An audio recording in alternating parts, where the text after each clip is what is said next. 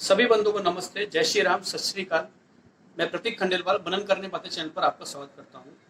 वेद पुराण अक्सर ये शब्द साथ में यूज किए जाते हैं, चाहे हमारे कथाकार हों आज के समय पे, चाहे हमारे धर्म गुरु हों, मत पंथ संप्रदाय जिन्हें हम फॉलो करते हैं या उनके अनुयायी हो, वह अक्सर इस तरीके से कोट करते हैं कि वेद पुराण में ये लिखा हुआ है, तो हमेशा वेद पुराण को साथ में यूज करते हैं।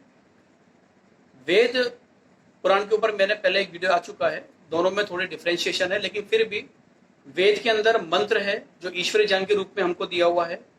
पुराणों में आपको कपोकल्पित कहानियां हैं जिसमें श्लोक फॉर्म में है। उसी तरीके से वेद की आयु अगर हम बात करें तो लगभग अरबों साल पुरानी है। पुराणों की जो आयु है वो लगभग 500 से 2000 साल पूर्व आपको मिल जाएगी। श्रद्धा और आस्था, ये याद रखिए कि हमेशा सत्य में चलती है। सत्य को सत्य मानना ही असली श्रद्धा और आस्था होता है। असत्य को सत्य मानना श्रद्धा आस्था नहीं हो सकती। अगर कोई भी व्यक्ति असत्य को सत्य मानकर श्रद्धा आस्था रख रहा है तो वो मूर्ख है। माफ कीजिएगा लेकिन सच कह रहा हूं। इसलिए याद रखिए कि शुद्ध ज्ञान अगर आपको पाना है तो वेद को पढ़िए, पहली बात तो पुराणों को मानिए, क्योंकि मानना ना मानना वो आपके ऊपर है। उसके अलावा जो सत्य है, जो धर्म सम्मत है, जो विज्ञान सम्मत है, उस पे आस्था और श्रद्धा रखिए। आइए हम यहाँ पे जानते हैं इस वीडियो के जरिए कि पुराणों की आयु जो मैंने आपको कहा 500 से 2000 साल पुरानी है। और अक्सर ये कहा जाता है कि पुराणों के जो रचयिता हैं वह हमारे व्यास मुनि जी हैं। तो यहाँ पे हम कुछ चीज जानना चाहते हैं कि जो हमारे 18 पुराण हैं, मार्कंडेय पुराण, भविष्य पुराण, भागवत पुराण, ब्रह्म वैवर्त पुराण, विष्णु पुराण, शिव पुराण, ब्रह्मांड पुराण, ब्रह्म पुराण, वामन पुराण, स्कंद पुराण, गरुण पुराण, वराह पुराण, लिंग पुराण, नारद पुराण, कूर्म पुराण, मत्स्य पुराण और अग्नि पुराण, और उसके जो 18 उप पुराण हैं। तो अक्सर ये कहा जाता है कि इन सब पुराणों के जो रचयिता हैं वह महर्षि वेद व्यास जी हैं। वही वेद व्यास जी जिनके पिताजी पराशर मुनि थे और जो युधिष्ठिर जी के काल के टाइम पे विद्यमान थे। अगर हम उस काल की बात करें, उस काल की गणना करें, तो कलयुग को शुरू हुए लगभग 5000 प्लस साल हो चुके हैं, लगभग। तो इसका मतलब ये होता है कि 5000 पूर्व वेद व्यास जी ने ये पुराण रचित किए होंगे। लेकिन मैंने आपको यहाँ पे बताया है कि इन पुराणों की आयु आप देखेंगे तो 500 से 2000 साल पुरानी है। तो एक बार देखते हैं कि क्या है क्या नहीं है। डिसाइड करना आपके ऊपर है, मेरा काम सिर्फ बताना है, ना मैं कोई क्वेश्चन रेज कर रहा हूं। सिर्फ आस्था और श्रद्धा कैसे आपको रखनी है वो आप देखिए। हमारे जो 18 पुराण है उसके अंदर भगवान बुद्ध का अवतार स्वीकार किया गया है, ये आप भी जानते होंगे। और जिन जिन पुराणों के अंदर, लेखों के अंदर वर्णन है, उनमें से उनका अतीत काल प्रतीत होता है, भविष्य का नहीं। जो उनकी रहन सहन की पद्धति है वह आजकल के जो हमारे जैन मुनि हैं तो उनमें आपको ठीक देखने को मिलता है, जिससे ये स्पष्ट प्रकट है कि जिस समय 18 पुराण बनाए गए थे उस समय, उससे पहले ही भगवान बुद्ध का अवतार हो चुका था। जो मैंने आपको कहा कि जो रहन सहन की पद्धति का वर्णन बुद्ध जी का है, तो आपको शिव पुराण के पूर्वाध खंड में देखने को मिल जाएगी। लेकिन हम जो हिस्ट्रियंस की माने, इतिहासकारों की माने, जो उनके विशेषज्ञ होते हैं, तो उन्होंने चिन्ह, स्मृति, स्तंभ, बौद्ध मंदिर या फिर आर्यावत, लंका, ब्रह्मा, चीन और तिब्बत की पुस्तकों पे और जो घरों की जो अजायब घरों की जो मूर्तियां हैं उनकी खोज से ये पता किया है कि जो भगवान बुद्ध हैं वह विक्रमादित्य जो राजा थे उनसे 614 साल पहले पूर्व उनका जन्म हो चुका था। लगभग 80 साल उनकी जीवन काल रहा था भगवान बुद्ध का। ये पहले के जो हिस्ट्रियंस है उन्होंने लगभग पता कर लिया है, और 80 वर्ष जीवित रह के वह निधन उनका हो गया था भगवान बुद्ध का, जिसकी गणना अगर हम आज से गणे तो लगभग 2620 साल के ऊपर उसका काउंटिंग गिना जाएगा। अगर आप ये कहें कि 620 साल पहले बुद्ध जी का जन्म हुआ था। उसके अलावा अगर आप बात करें तो और व्यास जी की जो आयु है वह लगभग 5000 पूर्व वह उनका जन्म हुआ था, और महाभारत उन्होंने उस टाइम पे लिखी है।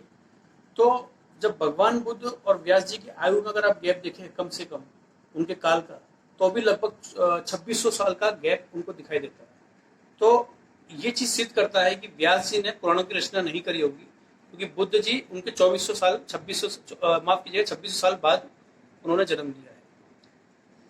अगर हम सभी हिस्ट्रियंस की बात स्वीकार करें तो रामानुज जो वैष्णव मत के जो गुरु रहे हैं, संत रहे हैं, आप ये कह सकते हैं, तो वह भी देखा जाए तो उनका और विक्रमादित्य जी का काल का गणना देखें तो विक्रमादित्य जी 1200 साल पहले रामानुज जी से पहले उनका जन्म हो चुका था। लेकिन आप ये देखें कि वैष्णव मत का जो खंडन है वह आपको लिंग पुराण के अंदर देखने को मिल जाएगा।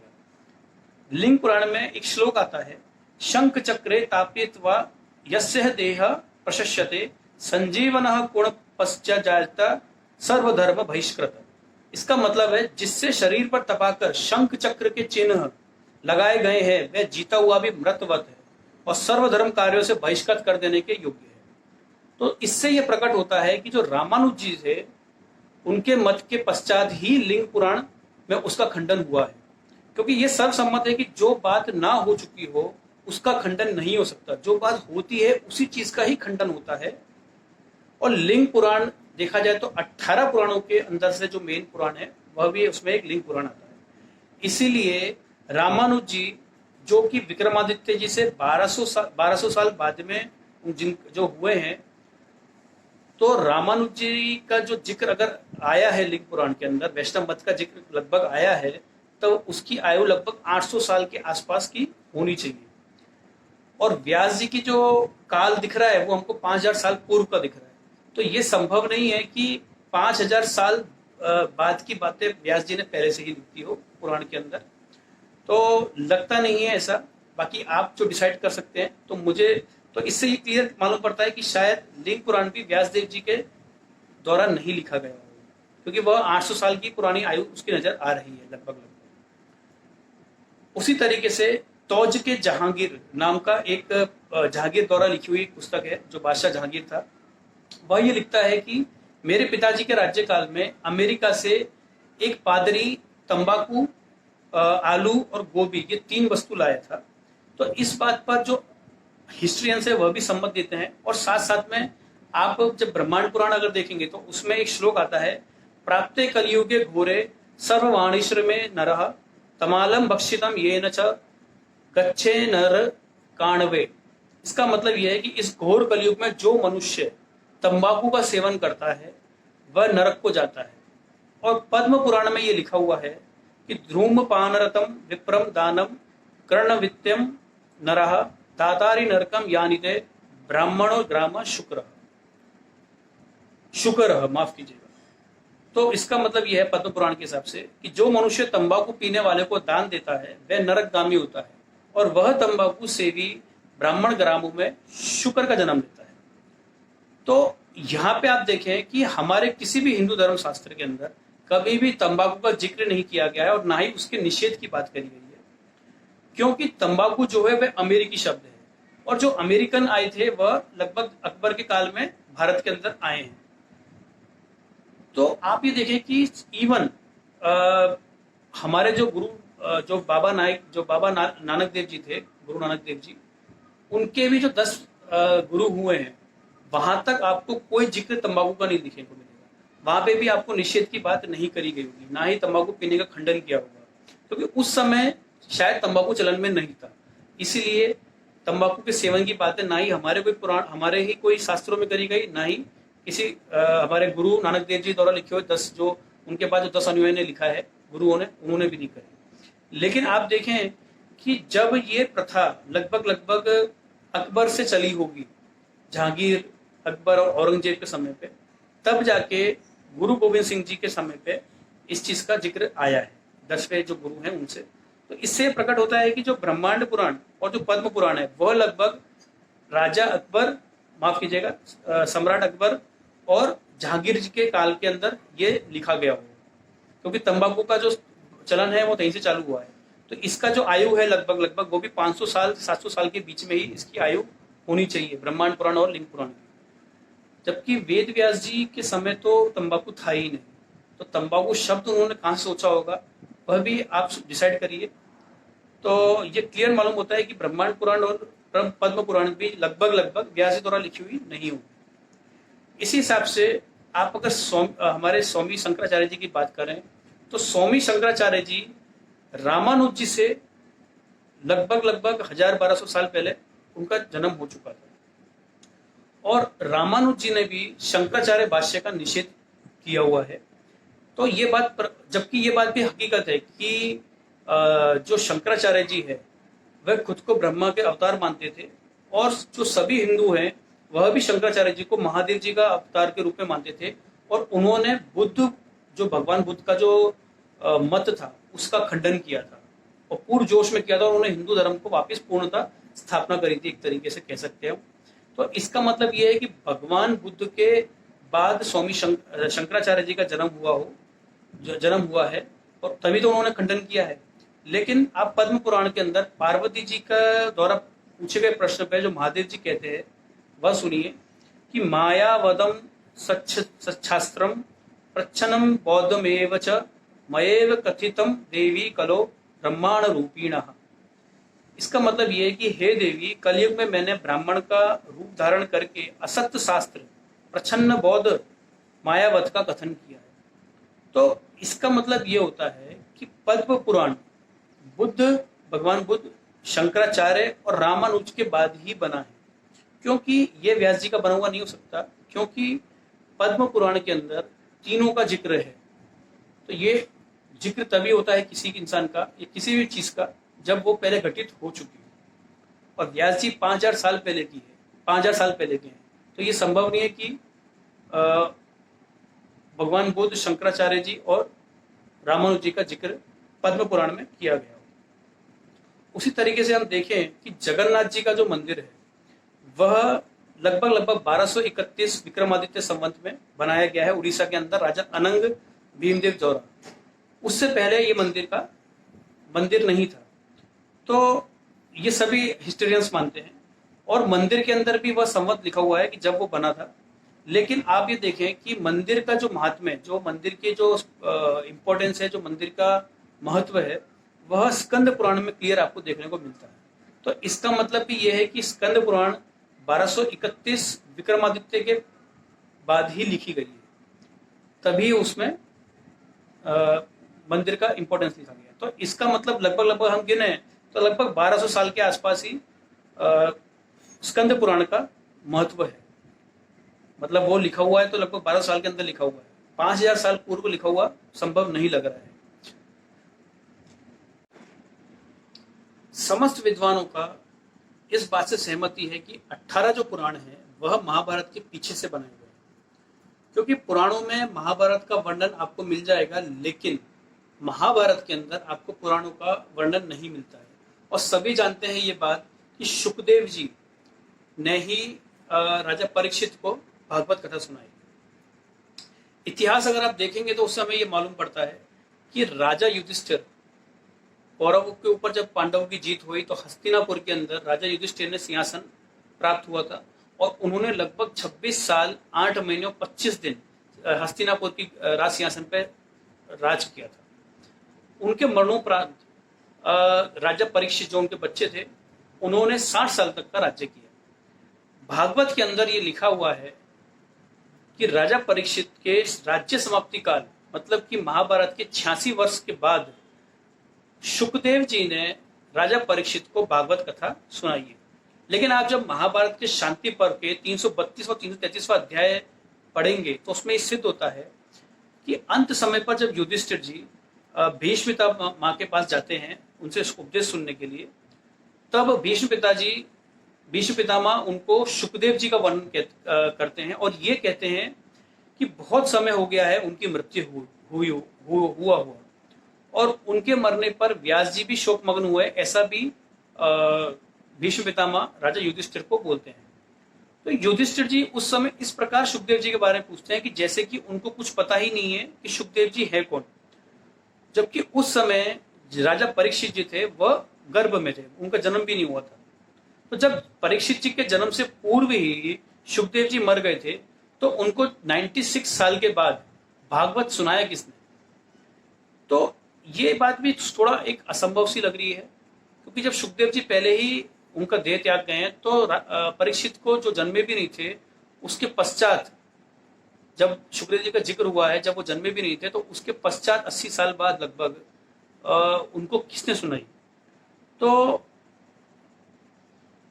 देवी भागवत जी के अनुवादक ने भी ये लिखा है कि वास्तव में भगवान बोपदेव ने ये भागवत रची है, और भागवत शुक्रदेव ने नहीं सुनाई है और परीक्षित ने नहीं सुना है। ऐसा देवी भागवत पुराण में आपको देखने को मिल जाएगा। तो ये चीज क्लियर मालूम पड़ती है कि वेद व्यास जी ने भी उस समय ये चीजों की रचना, ये देवी पुराण या माफ कीजिएगा भागवत पुराण की रचना वेद व्यास जी ने नहीं करी होगी। पद्म पुराण के उत्तरखंड में भागवत महात्म्य के प्रथम अध्याय में श्लोक 28 और 32 तक अगर आप पढ़ेंगे तो उसमें क्लियर मालूम पड़ता है कि नारद जी व्याकुल अवस्था में सनकादिक जी को मिले और कहा कि काशी, सोमनाथ, रामेश्वर आदि स्थानों पर यवनों ने मंदिरों को गिरा दिया। जब यवन, आपको मालूम होगा, जब अलेक्जेंडर आया था, तो जब सारे यवन आए हैं तो उन लोगों ने हमारे मंदिरों को भी तोड़ा है और मुस्लिम आक्रांतों ने भी तोड़ा है। तो उसके विषय में नारद जी कहते हैं, और उन पर अधिकार कर लिया है, अर्थात मस्जिदें बना ली, और यही अवस्था आश्रमों में हुई है। ये वर्णन नारद जी बड़े व्याकुल होके सनकादिक जी को बोलते हैं। तो इससे ये स्पष्ट होता है कि महमूद के समय से औरंगजेब के समय तक होती रही होंगी सारी घटनाएं, मंदिर गिराने की, है ना, मस्जिद बनाने की। तो ये पहले महाभारत के समय तो मस्जिद बनी नहीं थी। तो इससे ये स्पष्ट होता है कि जो पद्म पुराण भी है वह लगभग उसकी आयु 1000 साल के अंदर ही रही होगी, 800, 900, 1000 साल के अंदर, क्योंकि यवन भी 1000 साल पूर्व ही आए हैं, 1200 साल पूर्व, और मस्जिद मुगल लगभग 900 साल, 800 साल पहले यहाँ पे भारत के अंदर एंट्री हुई है। तो पद्म पुराण भी लगभग उसकी आयु इतनी ही रही होगी। शायद वेद व्यास जी ने इसको नहीं लिखा होगा। हमारे जो 18 पुराण है उसमें आपको हमारे जो ऋषि मुनि है, देवता है, उन पर कुछ ऐसी बातें देखने को मिल जाएंगी, कुछ ऐसे प्रश्न मिल जाएंगे कि जिसका उत्तर हमारे पास भी नहीं होगा। जैसा कि ब्रह्मा जी का उनकी पुत्री के द्वारा उनकी पुत्री का उत्पत्ति का बारे में मिल जाएगा आपको। कृष्ण जी का कुब्जा और राधिका जी के साथ जो संबंध है उसके बारे में, महादेव जी का ऋषि पत्नियों पर, विष्णु जी को जलंधर की स्त्री वृंदा के साथ जो बताया है, इंद्र को जो गौतम की स्त्री के साथ संबंध बताए हैं, सूर्य जी को कुंती के साथ, चंद्रमा को अपने ग्रह बृहस्पति को स्त्री तारा के साथ, वायु देवता जी को केसरी की स्त्री अंजना जी के साथ, वरुण देवता को अगस्त्य देवता की माता उर्वशी से जो उनका संबंध बताया है, बृहस्पति को अपने भाई की स्त्री ममता से जो संबंध बताया है, विश्वामित्र जी को उर्वशी को लेकर जो संबंध बताए हैं, पराशर जी को मंतोदरी को जो लेके संबंध बताए हैं, व्यास देव जी को दासी के साथ जो संबंध बताए हैं, उसी तरीके से द्रौपदी को 5 पतियों के साथ जो संबंध बताए हैं, देवियों को मांस भक्षा के साथ जो संबंध बताए हैं, वामन को छल से जो संबंध बताया है जो पूरे प्रकरण का, बलदेव को मद्यपान से कलंकित जिस तरीके से उनको किया गया है, और रामचंद्र को छल से सूरमा बाली को मारने का प्रकरण बताया है। तो इस तरह की कुछ ऐसे प्रश्न आपको जब आप पढ़ेंगे तो आपको मन में उत्पन्न होंगे जिसका आंसर आपको नहीं मिल पाएगा। तो इन 18 पुराण आप पढ़ेंगे, लेकिन इन 18 पुराणों में आपको एक चीज दिखेगी कि भगवान बुद्ध के ऊपर, क्योंकि इस 18 पुराणों में कृष्ण जी को ले लिया, राम जी को ले लिया, सभी महापुरुषों को ले लिया, उन पर प्रश्न उठा दिए, लेकिन भगवान बुद्ध पर कोई प्रश्न नहीं उठाया गया है। साथ में आपको कुछ ऐसी बातें भी देखने को मिलेंगी इन हमारे पुराणों के अंदर जिसमें नास्तिक मत जो है उसको कई स्थानों पर प्रकट किया जा सकता है, प्रकट किया गया है उसको। तो एक ये भी संभावना हो सकती है कि इसके जो रचयिता हैं कुछ पुराणों के, वह भगवान बुद्ध भी हो सकते हैं, लेकिन व्यास जी नहीं हो सकते, क्योंकि वेद व्यास जी इतने स्कॉलर होके, इतने बड़े विद्वान होके ऐसी बातें नहीं लिख सकते। व्यास जी द्वारा जितने भी वेदांत सूत्र हैं या योग भाष्य हैं, वह संसार के अंदर स्पष्ट रूप से उनका जो हमारे जो धर्म समस्त विद्वान हैं, वह वेद व्यास जी को बहुत आदरणीय भाव से देखते हैं, और उनके प्रति जो उनकी जो शिक्षाएं हैं उसको बहुत अच्छी तरह से ग्रहण करते हैं। तो उनकी जो द्वारा जो लिखे हुए जो योग सूत्र हैं या फिर जो योग भाष्य हैं, वह जो 18 पुराण हैं उससे बिल्कुल भी मेल नहीं खाते। जिस तरीके से जो 18 पुराण के अंदर आपको 18 पुराण जो हैं उसके अंदर कुछ चीजें ऐसी होंगी जब आप पढ़ेंगे तो आपके मन में भी कई सारे प्रश्न उठेंगे। उसमें जो हमारे ऋषि मुनि, जो देवी देवता हमारे, जो उनके ऊपर जो बातें कही गई है, जिसके आंसर शायद निकलना हमको भी बड़ा कभी कभी डाउट लगता है कि हम क्या आंसर निकालें। जैसे कि उस पर जो ब्रह्मा जी का पुत्री के द्वारा जो संबंध बताया गया है, कृष्ण जी का उपजा और राधिका के साथ जो संबंध बताया गया है, महादेव जी का ऋषि पत्नियों के द्वारा जो संबंध बताया गया है, विष्णु जी को जलंधर जी की स्त्री वृंदा के साथ जो संबंध बताया गया है, इंद्र को गौतम की स्त्री से जो संबंध बताया गया है, सूर्य जी का जो कुंती से संबंध बताया गया है, चंद्रमा को अपने गुरु बृहस्पति का स्त्री तारा से जो संबंध बताया गया है, वायु देवता का जो केसरी माता अंजना से जो संबंध बताया गया है, वरुण देवता का अगस्त्य देवता की माता उर्वशी से जो संबंध बताए गए हैं, बृहस्पति जी को अपने भाई की स्त्री से जो ममता जो थी उनसे जो संबंध बताया गया है, विश्वामित्री का उर्वशी जी से, पाराशर जी का मंत्योदरी से, व्यास देव जी का अपनी दासियों के साथ जो संबंध बताए गए हैं, द्रौपदी को 5 पतियों से जो संबंध बताए गए हैं, देवियों की मास पक्षा से संबंध बताए गए हैं, वामन को जो छल से जो पूरा प्रकरण अगर आप देखेंगे तो वो जो प्रकरण बताया गया है, बलदेव जी को मदपान करके जो संबंध बताए गए हैं, जो उनके प्रकरण बताया गया है, जिस तरीके से उनको उंगली उठाई गई है, उसी तरीके से रामचंद्र जी का छल से एक सूरमा बाली को जिस तरीके से छल से मारना, ये जो बताया गया है। तो ये कई ऐसे प्रश्न भी खड़े होते हैं जब हम हमारे पुराणों को पढ़ते हैं, जिसका आंसर ढूंढना हमारे लिए बहुत डिफिकल्ट होता है। लेकिन एक बड़ी बात इसमें निकल के आती है कि सभी महापुरुष जो हमारे भगवान हैं, उनको सबको सब पे कुछ ना कुछ उंगली उठाई गई है, लेकिन भगवान बुद्ध पे इस चीज पे पूरे पुराणों के अंदर आपको ये चीजें नहीं मिलेंगी। तो और नास्तिक मत का भी कहीं कहीं पे काफी ज्यादा प्रमोशन किया गया है कुछ पुराणों में।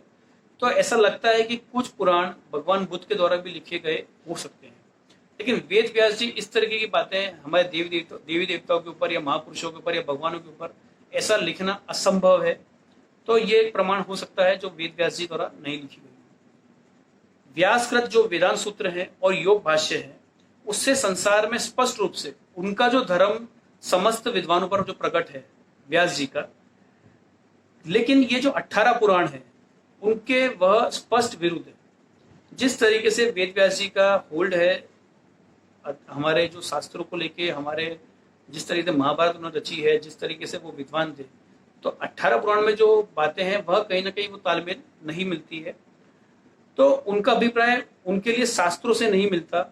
इससे अच्छी प्रकार विदित होता है कि ये पुराण व्यास जी द्वारा तो नहीं लिखे हो सकते, क्योंकि जिस तरीके से मैंने आपको बताया, जो प्रश्न उठाए हमारे देवी देवता या भगवानों पर, तो वो व्यास जी नहीं कर सकते। तो यहाँ पे मैं सिर्फ इतना ही बोलना चाहूंगा कि धर्म शास्त्र के अनुसार हर मनुष्य का, और खासकर जो ब्राह्मण होते हैं, ब्राह्मण मतलब आप समझते हैं ना, मैं पहले बता चुका हूँ कि जो वेदों को पढ़ाते हैं और जो लोगों को शिक्षा देते हैं हमारे धर्म की, उनका कार्य पढ़ना और पढ़ाना है। जैसा कि मनुस्मृति में क्लियर लिखा है सभी के लिए, योग न दीतयते द्विजो वेद मंत्रयत कुरुते श्रमम सजीवन नेव शुद्रत्वा शोकचत्ति सवानवया। इसका मतलब जो ब्राह्मण क्षत्रिय वैश्य वेदों को नहीं पढ़ता और अन्य कार्यों में परिश्रम करता है, तो वे जीवन में श्रीद परिवार सपरिवार शुद्रत्व को प्राप्त कर लेता है। और अति स्मृति में भी यही लिखा है कि वेद विहीनाश्च पठन्ति शास्त्रम शास्त्रेण हीनाश्च पुराण पाठ पुराणहीना कृषिणो भवन्ति भ्रष्टास्ततो भागवतः भवन्ति। इसका मतलब ये है कि वेद विहीन लोग जो शास्त्र पढ़ते हैं, शास्त्र से प्रतीत लोग पुराण पढ़ते हैं, पुराण विहीन लोग कृषि कार्य करते हैं, और सबसे पतित लोग भागवत पढ़ने वाले होते हैं। ये अति स्मृति में भी लिखा हुआ है। जहांगीर जी के काल में भक्त तुलसीदास जी का निधन हुआ था, तो उस हिसाब से देखा जाए तो मात्र 300-350 साल पुराने ही रामचरितमानस का काल है, 350-400 का साल पुराना। तो उससे ही प्रतीत होता है कि रामचरितमानस और रामायण के अंदर भी लगभग 9.5 लाख साल का डिफरेंस है। तो मैं आपको यहाँ पे यही कहूँगा, सत्य असत्य आप जानिए। ईश्वर ने तर्क करने का आपको बुद्धि दी है, हमें सोच दी है, विचार दिया है, हमें मन दिया है। श्रद्धा आस्था सत्य पे ही होती है, असत्य पे होना संभव नहीं है। तो यहाँ पे मैंने आपको सिर्फ ये बताया है कि वेद व्यास जी शायद पुराणों के रचयिता नहीं होंगे, लेकिन मानना ना मानना वो आपके ऊपर है। ये शायद हो सकता है मैं गलत भी हूँ, लेकिन मैंने कुछ पॉइंट्स निकाले जो मुझे लगा आपको बताने योग्य। और जाते जाते सिर्फ इतना ही बोलूँगा, वेदों की तरफ लौटें और हमारे देश को आर्यवत पूर्ण बनाएं। वह तभी संभव है जब हम अपने वेदों को अपने जीवन में उतारेंगे। आप सभी से यही निवेदन है, वीडियो अच्छा लगे तो शेयर कीजिएगा, चैनल को सब्सक्राइब करिएगा और आगे से आगे ज़्यादा से ज़्यादा लोगों को भेजिएगा। जय श्री कृष्ण, जय श्री राम और जय आर्यवत।